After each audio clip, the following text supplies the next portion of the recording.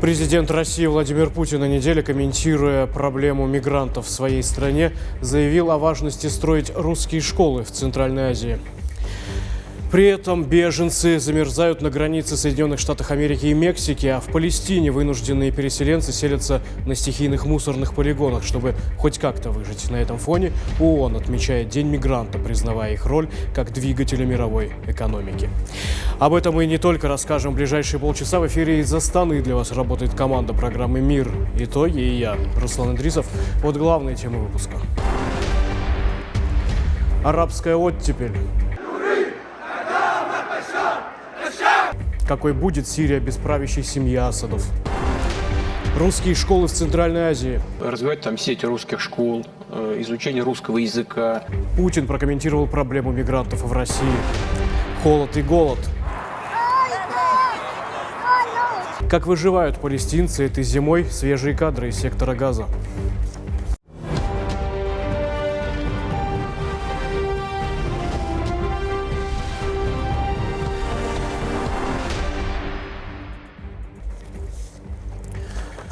Каждый 30-й человек в мире, по данным ООН, мигрант. Трудовой, политический, неважно. В минувшую среду Организация Объединенных Наций предлагала жителям планеты присоединиться к празднованию Дня мигранта, отмечая, что этих людей, как бы это удивительно для кого-то ни звучало, можно смело назвать двигателями мировой экономики.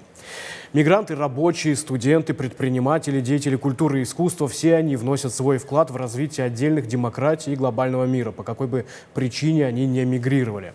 О том, как живут эти люди, мы сегодня еще поговорим, а пока вот о чем. Владимир Путин, отвечая на вопрос журналистки во время своей прямой линии, заявил, что с проблемой трудовых мигрантов сталкивается не только Россия, но и страны Евросоюза. И в этом с ним не поспоришь, надо сказать. Однако политика России в отношении мигрантов в последнее время вызывает немало вопросов у мирового сообщества. Например, речь идет о законе, принятом в Госдуме, запрещающем учить детей мигрантов в российских школах. Вот как это прокомментировал президент России. По поводу того, что есть право не принимать в школы детей мигрантов, которые не владеют русским языком, в целом это понятно, как можно ребенка учить в школе, если он не владеет языком. Это отдельно тогда нужно с ним заниматься русским языком, кто за это будет платить. Поэтому здесь нужно, чтобы и люди не ущемлялись, которые приезжают, чтобы были обеспечены и гарантии, права соответствующие в области здравоохранения, в области социального обеспечения. Но так, чтобы это не ложилось дополнительной нагрузкой на местное население. И они не чувствовали себя люди в состоянии дискомфорта. Много вопросов, и, конечно, правительство должно уделить этому большего внимания. По мнению Путина, чтобы решить вопрос с нехваткой рабочей силы в России, важно внедрять новые технологии там, где они способны заменить человеческое присутствие. А еще он заявил, что в странах Центральной Азии нужно строить так называемые русские школы. Получается, чтобы со школьной скамьи готовить детей к трудовой миграции. Нужно вместе с нашими партнерами в некоторых странах, прежде всего, конечно, речь идет о странах Центральной Азии, работать над тем, чтобы людей к этому готовить. То есть развивать там сеть русских школ, изучение русского языка, знакомить людей, которые собираются приехать к нам на работу с традициями, с культурой, с требованиями российского закона. И, конечно, ужесточать требования к тем, которые находятся на нашей территории. Требования к тому, чтобы они уважали людей, в среде которых они появляются и живут. Это, конечно, дело правоохранительных органов. При этом десятки мигрантов разбили лагерь недалеко от США в Мексике, надеясь на возможность пересечь границу с Соединенными Штатами. Вот так люди переживают холода. Эти кадры приходят в эти холодные дни из Мексики. Напомню, активисты НПО призвали мигрантов искать убежище, выразив обеспокоенность за присутствующих на месте детей. А несколько мигрантов попытались прорваться через заграждение, но были отброшены солдатами Техасской гвардии с помощью перцового баллончика и резиновых пуль. Тем временем грузовики с гуманитарной помощью удалось провести в сектор Газа ночью 18 декабря. Я прошу режиссеров показать нам эти кадры. Люди разбирают мешки с едой, одеждой и медикаментами, отчаянно нуждаясь в предметах первой необходимости, поскольку в регионе свирепствует голод. Толпы людей пытаются заполучить мешки с мукой, ресурсом, который сейчас дефицитен и недоступен, из-за чего у семей не остается иного выбора, кроме как гоняться за грузовиками, передает агентство Reuters. По словам местных жителей, в Рафахе, южной части анклава, недалеко от границы с Египтом, израильские танки продвинулись дальше, в сторону западного района Аль-Маваси, вынудив десятки семей бежать на север в сторону Хан-Юниса. При этом пару часов спустя местные жители сообщили, что армия взорвала дома в этом районе и подожгла несколько палаток. Напомню, ранее Израиль обозначил Аль-Маваси вдоль побережья Средиземного моря как гуманитарную зону. Тысячи палестинцев жили там в палатках месяцами, подчиняясь израильским приказам переехать туда из других районов в целях безопасности. По данным палестинского министерства здравоохранения, война Израиля в секторе Газа унесла жизни более 45 тысяч человек. Израильское нападение также привело к перемещению почти всего более 2-миллионного населения сектора Газа и вызвало голод. А теперь положение перемещенных палестинцев в охваченном войной секторе Газа усугубили зимние холода. Некоторые семьи живут на свалках. Мои коллеги о том, как люди выживают там, где выжить практически невозможно.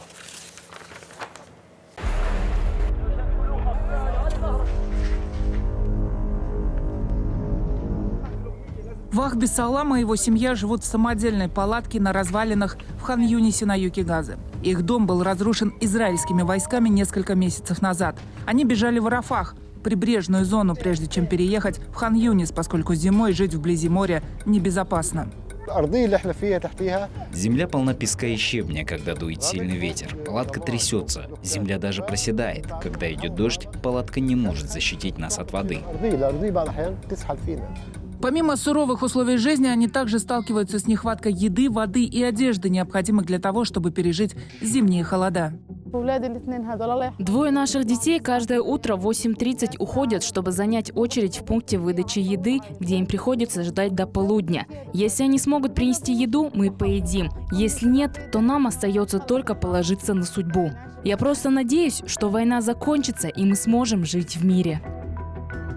Ночью, когда семья спит, вокруг снуют крысы, а комары и насекомые – не самое страшное. На детей дважды нападали бродячие собаки. Однако этим людям больше некуда идти. Эта свалка – единственное убежище для семьи. А между тем, премьер-министр Израиля Биньямин Нетаньяху в среду посетил Тель-Авивский окружной суд, чтобы во второй раз за эту неделю выступить с показаниями на затянувшемся судебном процессе по делу о коррупции. Нетаньяху прибыл в суд со своим адвокатом Амитом Хададом после того, как ему было приказано давать показания 3 раза в неделю по обвинительному заключению от 2019 года по 3 делам, связанным с подарками от друзей-миллионеров и предполагаемым поиском льгот со стороны регулирующих органов для медиамагнатов в обмен на благоприятное освещение в новостях. Сам Нетаньяху отрицает обвинения и не признает себя виновным. Отмечу, 75-летний Нетаньяху стал первым действующим премьер-министром Израиля, которому предъявлено обвинение в преступлении. Он дает показания в то время, когда Израиль ведет войну в Газе и сталкивается с возможными новыми угрозами, вызванными региональными беспорядками, в том числе в Сирии. На протяжении всего этого времени эксперты связывают активные действия Израиля в секторе Газа и вмешательство в другие региональные конфликты как попытку израильского премьера отсрочить судебные разбирательства, сосредоточив все внимание израильтян на внешних угрозах, тем самым оставаясь у власти на неопределенный срок, несмотря на предъявленные ему обвинения. Будет ли США требовать от России сдать Башара Асада? Пока этот вопрос журналисты задают избранному президентом США Дональду Трампу, на другом конце света нарастает напряженность между Израилем и Турцией. И все это на фоне ситуации в Сирии. По словам экспертов, эти отношения находятся на самом низком уровне за последние десятилетия. В начале недели Министерство иностранных дел Турции раскритиковало Израиль за расширение поселений на Голландских высотах, назвав это частью расширения границ через оккупацию. В ответ Израиль отверг обвинения Турции в нарушении международных соглашений и обвинил Анкару в наращивании ее присутствия в регионе. В МИД Израиля заявили, что 15% территории Сирии находится под контролем, поддерживаемым Турцией. Потому Турция, собственно, последняя страна, которая может говорить об оккупации в Сирии. Конец цитаты. Ну и с учетом растущих рисков для региональной стабильности, особенно в контексте участия курдских сил, поддерживаемых США, ситуация становится все более опасной. А наш обозреватель Аида Хайдар на неделе пыталась понять, почему эксперты утверждают, что четкой линии, за которой стоит угроза, попросту нет, и почему так сильно усложняет ситуацию для мирового сообщества.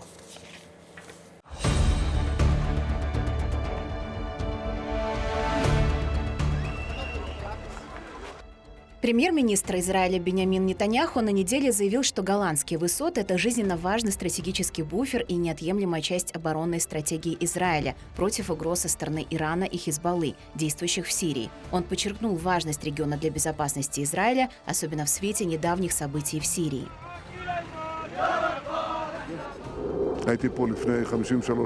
Я был здесь 53 года назад с солдатами в разведывательном подразделении Генерального штаба. Место не изменилось, но его значение для безопасности Израиля стало еще более очевидным в последние годы, особенно учитывая события в Сирии. Мы продолжим принимать лучшие меры для обеспечения нашей безопасности.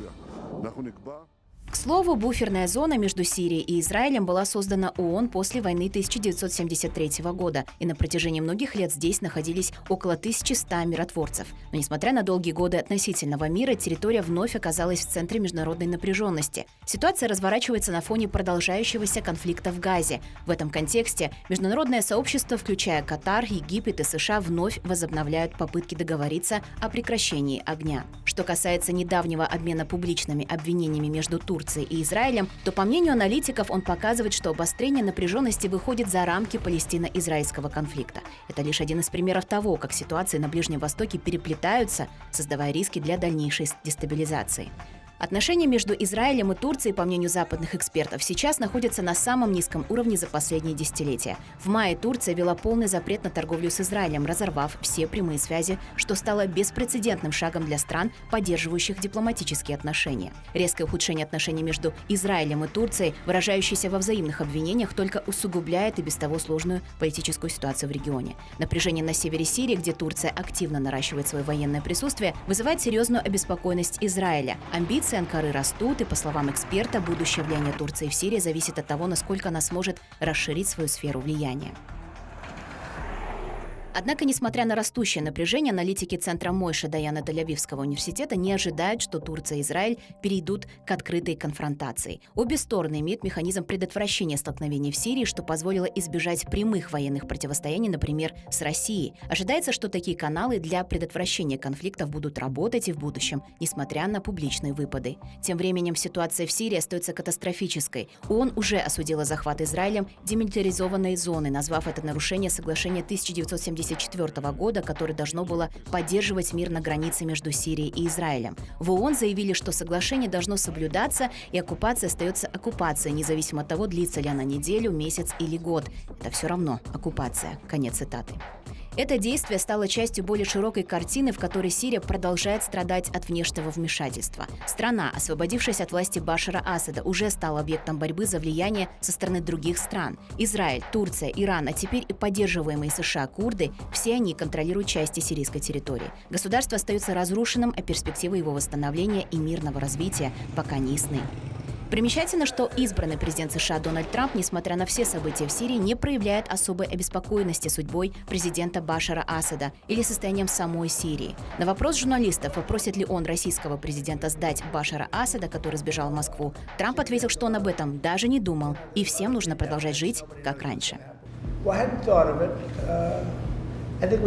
Я об этом не думал. Нам нужно жить дальше. Посмотрим, что произойдет. Но сейчас в Сирии много, знаете, неопределенностей. Никто не знает, что произойдет в Сирии. Но я думаю, что Турция будет ключом к Сирии на самом деле.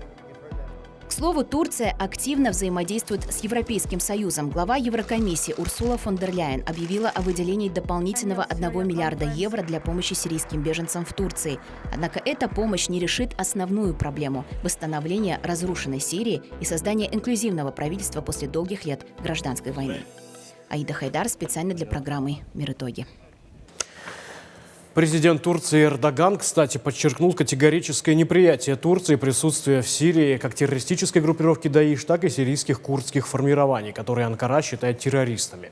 По мнению Эрдогана, международное сообщество недостаточно поддерживало сирийцев в годы долгой гражданской войны, и теперь настало время компенсировать эту поддержку, поддержав усилия по восстановлению и развитию Сирии. Глава Еврокомиссии в ответ на это, видимо, акцентировала внимание на необходимость обеспечения безопасности всех меньшинств, что, возможно, было намеком на сирийских курдов, с которыми у Анкары давние счеты. Но пока, к сожалению, приходится констатировать факт, что Сирия остается в тени глобальных конфликтов, а ее страдания только усугубляются. Страна, освободившись от диктатуры Асада, продолжает сталкиваться с внутренними и внешними вызовами.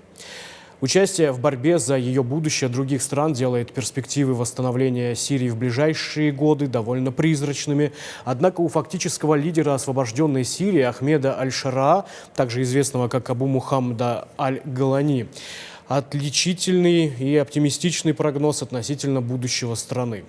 Для этого, по его мнению, западным странам необходимо снять с Сирии санкции, поскольку они были наложены на страну, управляемую режимом. Об этом он заявил в своем интервью BBC. Напомню, Шараа возглавляет исламистскую группировку Хаят Тахрир аш-Шам, которая в начале этого месяца отстранила Асада от власти, положив конец 50-летнему правлению семьи с железной рукой. موضوع الرئاسة السورية Вопрос о следующем президенте Сирии все еще остается преждевременной темой для обсуждения. Сирии необходимо будет пройти по меньшей мере через 3 этапа. Первый – это приход к власти переходного правительства, что произошло недавно. Второй – проведение национальной конференции, в которой будут участвовать все сирийцы, где должны будут проголосовать по определенным вопросам, таким как распуск парламента и отмену нынешней конституции, а также сформировать консультативный совет, который заполнит конституционный и парламентский вакуум в течение временного периода, что может создать область с инфраструктурой, которая позволит провести выборы. Такие вот планы, вполне демократичные, надо сказать. Шараа также заявил, что новое государство будет стремиться использовать законные каналы и дипломатию в отношениях с Россией, чтобы вернуть Асада в Сирию и передать его суду. Отвечая на вопрос о российских военных базах в Сирии, он сказал, что Дамаск не желает немедленно разрывать отношения с Москвой, заявив, что связи между двумя странами могут развиваться до тех пор, пока уважаются суверенитет и независимость Сирии. Ну и что касаемо Израиля, Шараа заявил, что не видит причин для Тель-Авива опасаться Сирии, заявив, что Хезболла и иранские боевики больше не находятся в стране, добавив, что Сирия сосредоточится на восстановлении своей территории и не будет пытаться угрожать кому-либо из своих соседей. Кстати, в Сирии, напомню, обнаружили лабораторию по производству наркотиков промышленного масштаба. Она располагалась на холме у главной дороги на западной окраине Дамаска, города, который был резиденцией семьи Асада в долгое время, отрицавшей какую-либо причастность к торговле наркотиками. Вашингтон и ранее обвинял правительство Башара Асада в наживе на производстве и продаже вызывающего привыкание стимулятора вроде амфетамина, широко известного как каптагон, который прочно обосновался на всем Ближнем Востоке, от линии фронта до строительных площадок и элитных вечеринок. По словам экспертов, ежегодный оборот каптагона составляет миллиарды долларов, и западные правительства связывают незаконную торговлю в Сирии с братом Асада Махером Аль-Асадом и 4-й дивизией сирийской армии, которую он возглавлял. Падение режима в результате молниеносного наступления повстанцев впервые позволило журналистам начать в Сирии поиски доказательств существования империи Каптагона. По словам бойцов, свергнувших Асада, в темных, похожих на пещеры складах на заброшенном объекте в городе Дума они обнаружили тысячи таблеток, спрятанных в мебели, фруктах, декоративных камешках и стабилизаторах напряжения, которые репортеры Reuters увидели сложенными на поддонах. Снаружи их ждал прицеп, то есть их готовили к отправке. Вы сейчас видите эти кадры, снятые на одном из складов.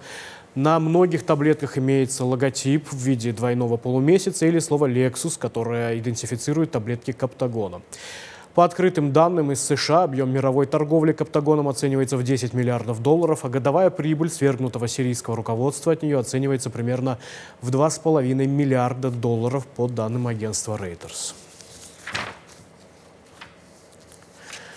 Между Китаем и США развиваются баталии из-за обвинений со стороны американских конгрессменов в адрес Поднебесной. Последнюю обвинили в поставках наркотиков. Якобы Китай – основной источник химических веществ, используемых мексиканскими картелями для производства фентанила. К тому же американские законодатели заявили, что китайские отмыватели денег стали ключевыми игроками в международной торговле наркотиками. В Конгрессе США во вторник предложили сразу 3 законопроекта, направленных на ограничение роли Китая в фентаниловом кризисе в США, включая меры, которые позволят создать целую группу для пресечения незаконного оборота наркотиков и проложить путь к санкциям в отношении китайских организаций. Предложенный законопроект может привлечь правящую коммунистическую партию Китая к ответственности за прямое разжигание фентанилового кризиса посредством государственных субсидий на химические вещества, заявили в специальном комитете Палаты представителей по Китаю, в который входят авторы 3 законопроектов. На следующий день, в среду, в Пекине отреагировали на обвинения Вашингтона. Официальный представитель МИД Китая Лин Цзянь заявил, что Китай – одна из стран с наиболее контролируемыми веществами и самыми строгими правилами в мире в отношении наркотиков и рекомендовал Соединенным Штатам искать проблемы внутри.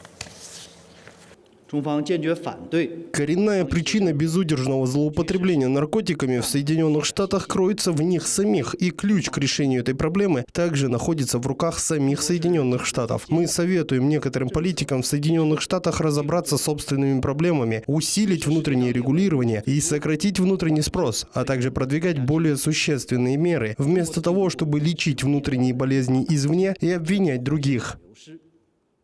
При этом, пока между Поднебесной и США отношения остаются напряженными, Китай, как мы знаем, активно наращивает связи с Африкой, и по этому же пути, видимо, решил идти и Казахстан. На неделе страну посетил президент Гвинеи-Бисау Умару Сисоку Эмбало, прибыл с госвизитом по приглашению Касым-Жомарта Токаева. Глава государства пригласил его, будучи на полях саммита в Баку месяц назад. Президент африканской страны находился в Казахстане несколько дней, сначала в Астане, потом в Алматы. Это редко, чтобы высокие гости успевали посетить сразу 2 города. И вряд ли здесь просто визит вежливости. С африканской страной явно есть о чем дружить, несмотря на географическую удаленность. Наш политический обозреватель Жанна Алпызбаева пыталась разобраться в тонкостях дипломатии с экономическим подтекстом и геополитическим влиянием.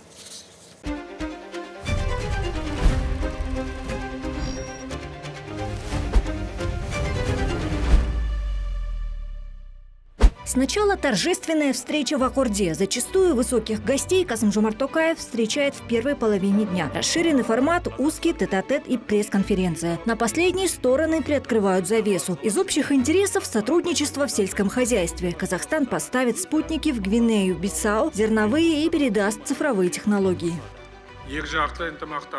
Данный визит будет способствовать дальнейшему укреплению сотрудничества в политической, торгово-экономической, культурно-гуманитарной и других сферах. Наши страны заинтересованы в максимальном использовании потенциала транспортно-логистической отрасли. Мы договорились изучить пути сопряжения порта Бисау и транскаспийского транспортного коридора в Западной Африке. Это особенно важно сейчас, когда геополитическая ситуация в мире и вопросы продовольственной безопасности становятся все более серьезными. К слову, наши спутники уже появились в Монголии, визит на высшем уровне в которую тоже состоялся относительно недавно. Но что еще объединяет Казахстан и Африку? Природные ресурсы.